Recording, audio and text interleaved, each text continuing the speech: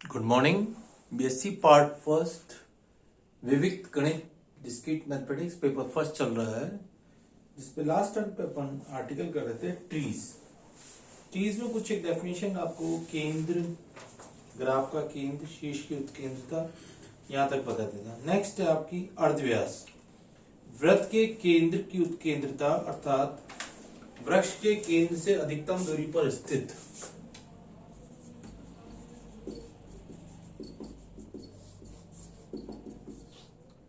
वृत्त के केंद्र से वृत्त के केंद्र की उत्केंद्रता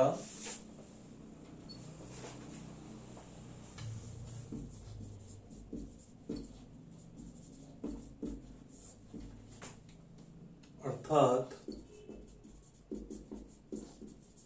वृक्ष के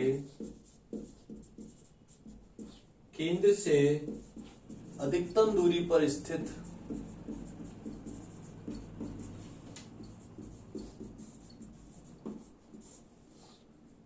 शीर्ष की दूरी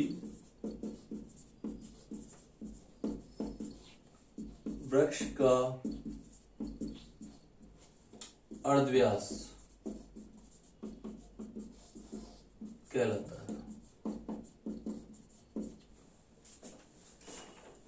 साथ के साथ व्यास की डेफिनेशन और देख लेते हैं। वृक्ष में दीर्घतम पथ की लंबाई, वृक्ष में दीर्घतम पथ की लंबाई को वृक्ष का व्यास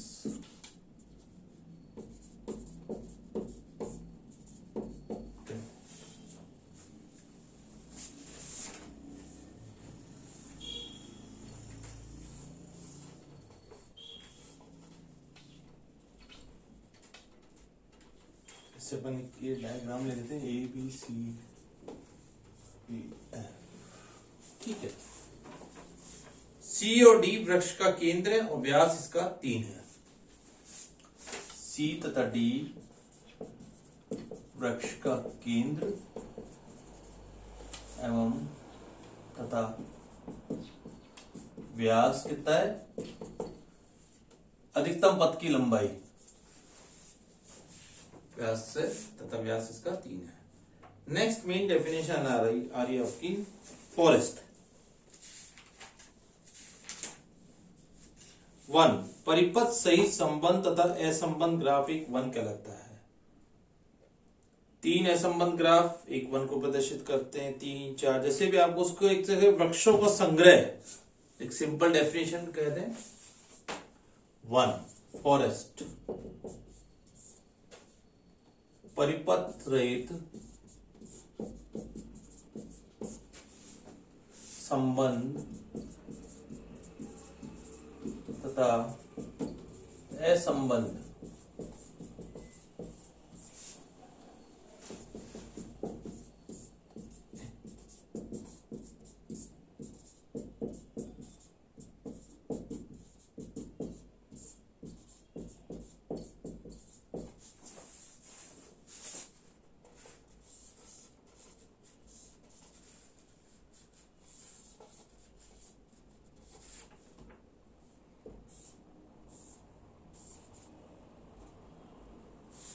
जैसे 3 ये आपके असंबंध ग्राफ है, एक वन को प्रदर्शित करते हैं। अब नेक्स्ट मेन डेफिनेशन आ रही है आपकी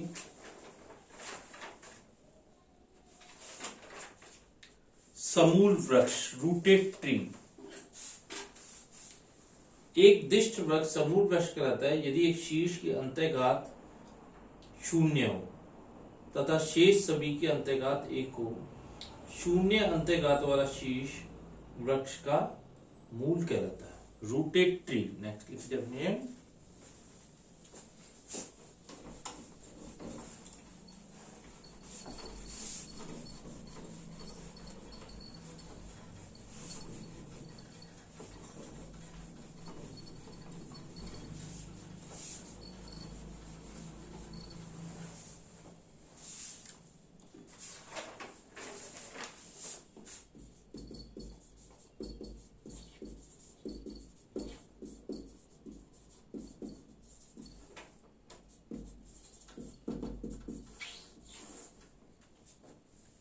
दिष्टवृष्ट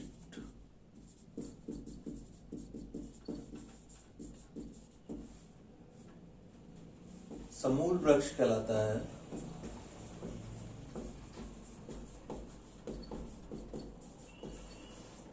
यदि एक शीर्ष की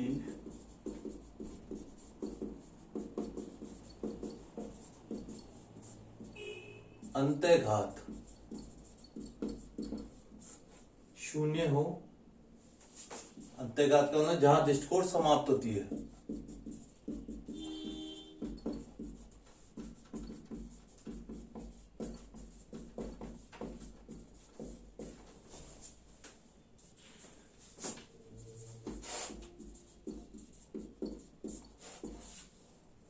तथा शीर्ष की अंतःघात एक हो। ठीक है,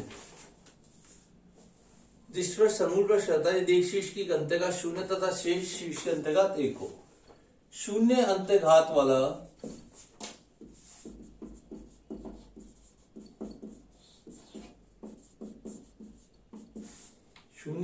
वाला शीर्ष वृक्ष का मूल रूट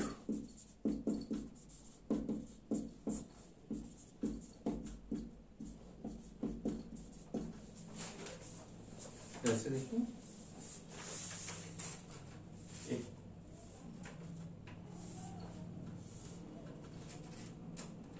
यह इसको अपन डायरेक्शन से दृष्टिकोण से डिनोट कर दिया। मान लीजिए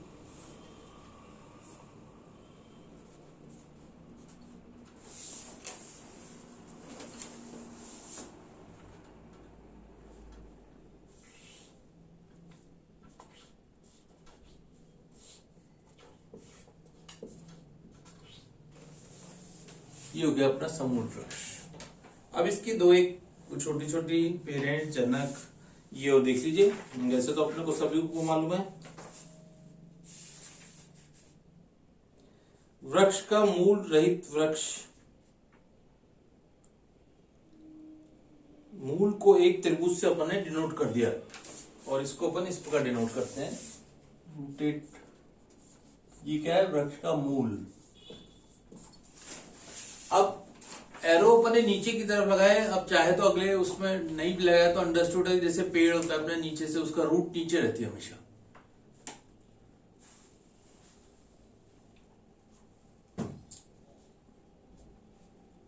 अब पेरेंट्स, चाइल्ड, जनक, एंसेस्टर, पूर्वज और वंशज को डिनोट कर देते हैं एक डायग्राम से अपन।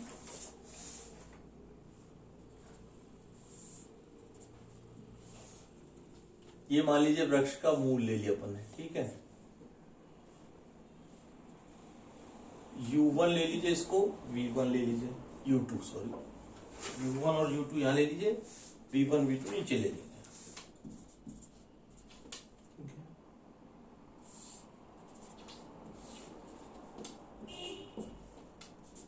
V2 और फिर से V2 के दो हो गए, W1 और W2 और एक W3 भी ले लीजिए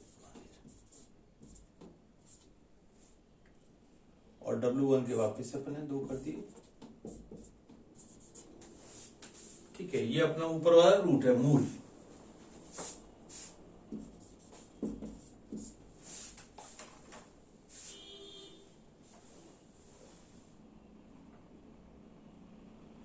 अब जैसे U1 है, U1 V1 तथा V2 का जनक है। U1 आपका पेरेंट्स, फर्स्ट पॉइंट नोट कर लीजिए। U1 V1 तथा V2 का पेरेंट्स।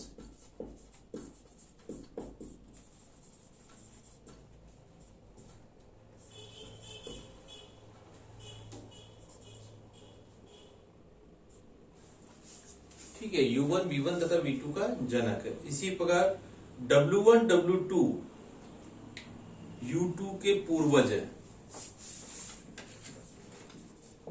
W1 W2 V2 के पूर्वज यानी एंचेस्टर, ANCES स्पेलिंग देख लीजिए एंसेस्टर्स की, ANCESTORS, ठीक है, एंसेस्टर्स। थर्ड पॉइंट, P तथा Q पर्ण लीफ है। अब एक दो डेफिनेशन होती है।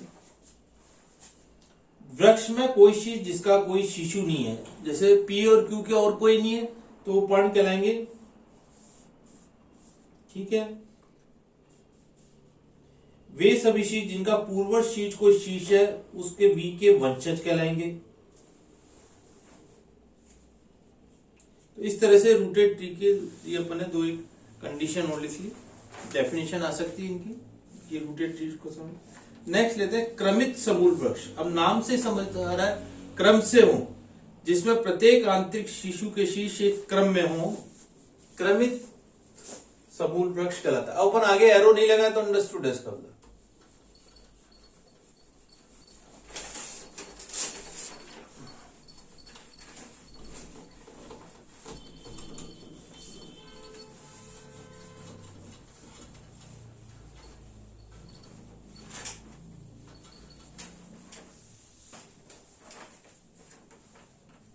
क्रमित को कहेंगे ऑर्डर्ड रूटेड ट्री।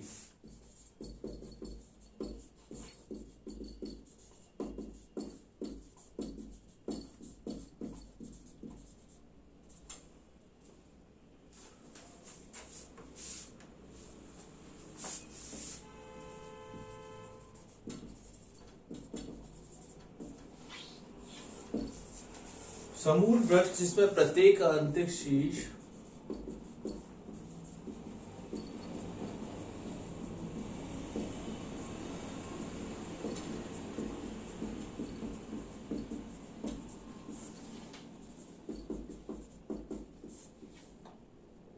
के शिशु एक क्रम में हो,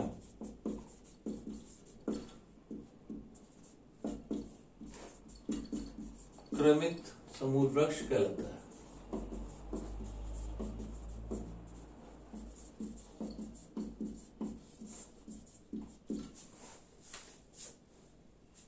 क्रमित समूल वृक्ष में प्रत्येक आंतरिक शीश के शिशुओं को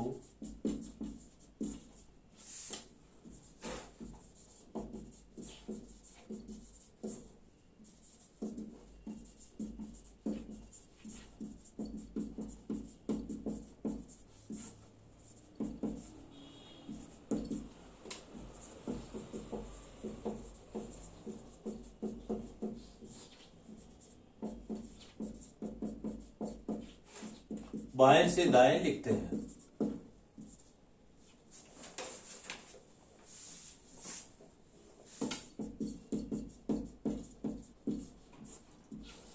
जैसे अपन बुक का चैप्टर खोलते हैं, एक बुक के मान लो 10 चैप्टर हैं, चैप्टर में 1.1, फिर 1.1 के भी 2-3 आर्टिकल है तो 1.1.1, तो इस तरह से ये अपन कह सकते हैं।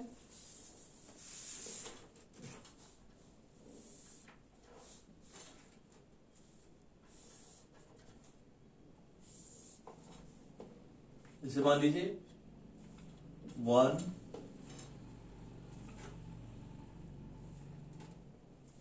2 और ये आ गया अपना 3, ठीक है।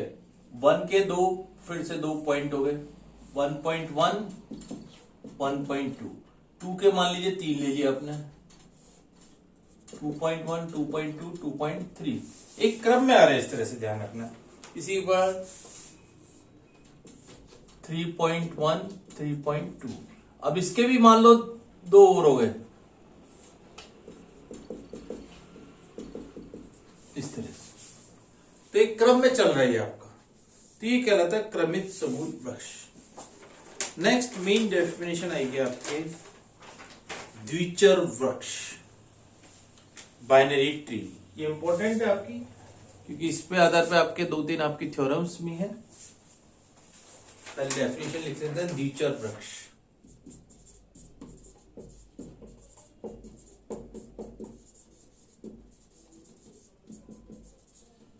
Binary trees. वह वृक्ष जिसमें केवल एक शीश की कोटि दो हो,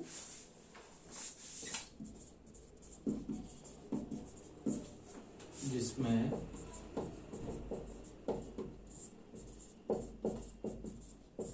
केवल एक शीश की कोटि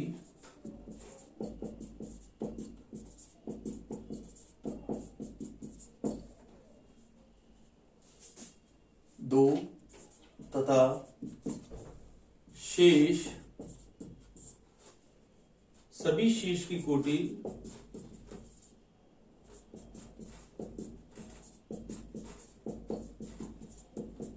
एक तथा तीन हो, द्विचर वृक्ष कहलाता है।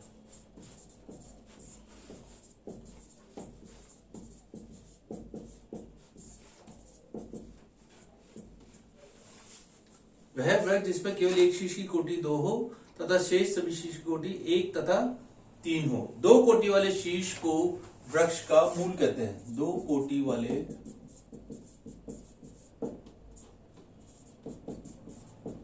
शीश को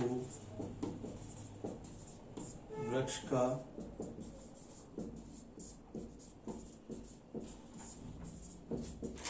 मूल कहते हैं। नेक्स्ट लिखिए, द्विचर वृक्ष में अधिकतम ऊंचाई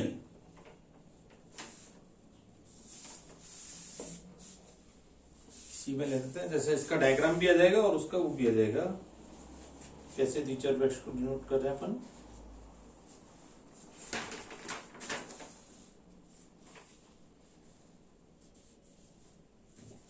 इसकी डेफिनेशन लिखे रहते हैं और ऊपर इसका डायग्राम।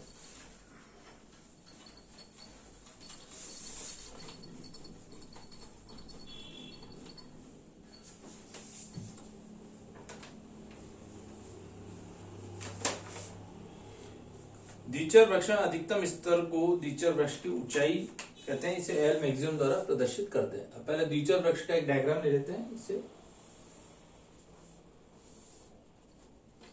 मान लीजिए ए इसका शीर्ष है जो कि रूट, इसकी कोटि दो है, ठीक है।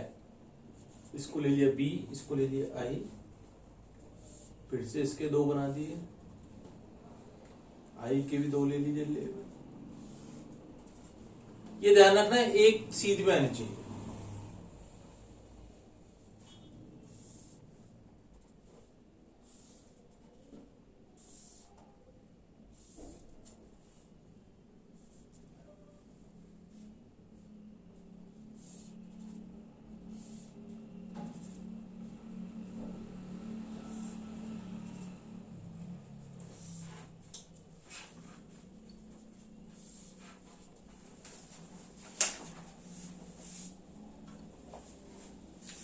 अब इसके ऊपर नाम देते हैं A B I C D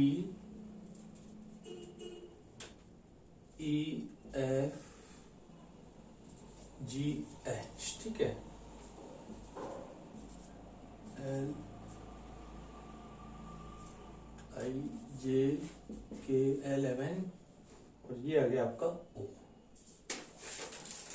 अब जो ध्यान रखना है लेवल कैसे अपन डिफाइन करेंगे। ए आपका 0 लेवल पे है,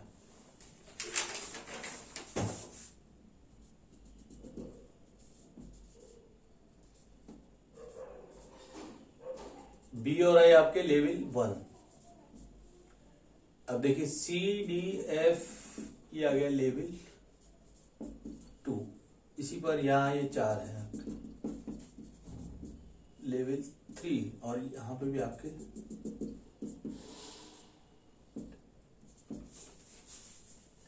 ये चारों जैसे लेवल यहां पे द्विचर वृक्ष में। अब देखिए, अब पहला शीश वैसा है जिसकी कोटि 2 है, बाकी सभी शीश की कोटि या तो 1 होगी या अथवा 3 होगी। देख लीजिए,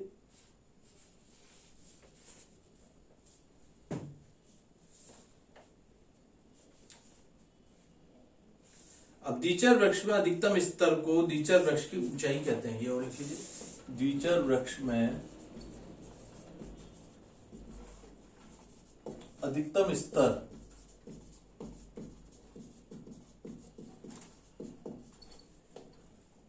डीचर वृक्ष की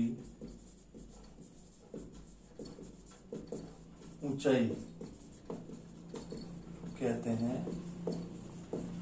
से एल मैक्सिमम द्वारा प्रदर्शित करते हैं।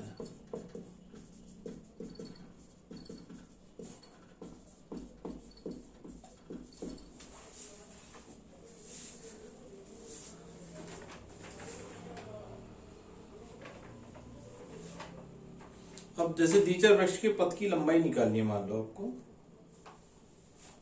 एक क्वेश्चन हो लेते हैं, इसी में है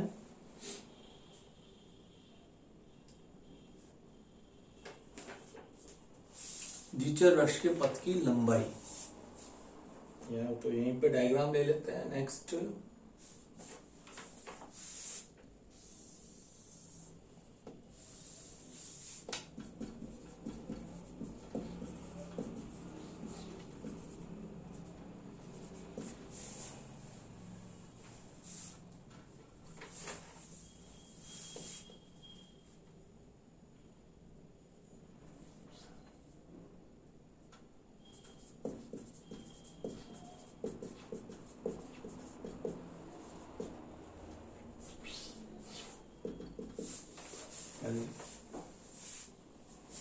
डीचर वृक्ष में के मूल से सभी निलंबी शीर्षों की बीच की पथों की लंबाइयों का योगफल। डीचर वृक्ष में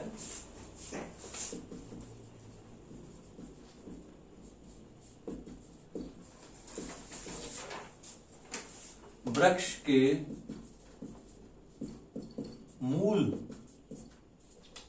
से सभी निलंबी शीर्ष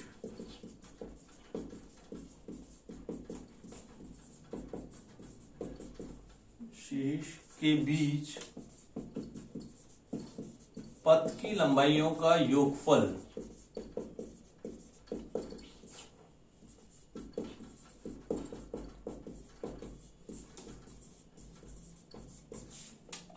डीचर वृक्ष के पथ की लंबाई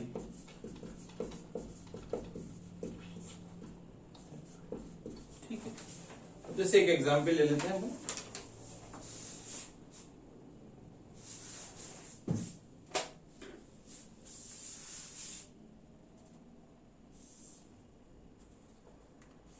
ध्यान रखना है लेवल वही अपने को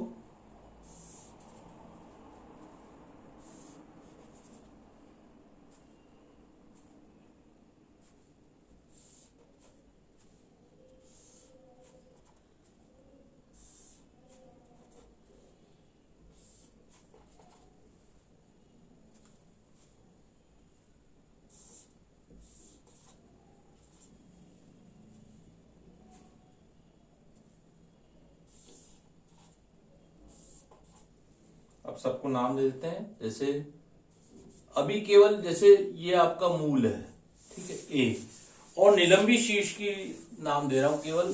जैसे ये है निलंबी शीर्ष बी, सी, D, E, F, G, H, केवल निलंबी शीर्ष के नाम दे दिया, ठीक है। तो ए से निलंबी शीर्ष बी, सी, D, E, F, G, H के पदों की लंबाइयों का योगफल। यहां लिखते हैं मूल ए से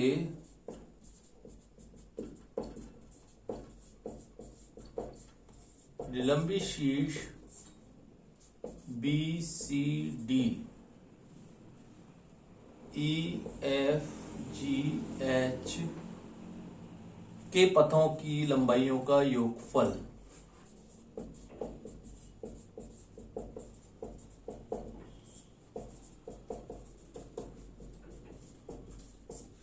बराबर सबसे पहले बी के लिए एक, 1, 2, 3, सी, डी 1, 2, 3, ई के लिए 1, 2, 3, 4, 4 + 4 + 4 + 4। ये किसकी है? बी की। ये है सी और डी की। ये है ई, एफ, जी और ये आ गया आपकी एच की। बराबर आ गया 6 और 1 7, 16 और 7 23, 23। तो ये आ गया आपके पथ की लंबाइयों का योगफल 23 आ गया। इस प्रकार आपने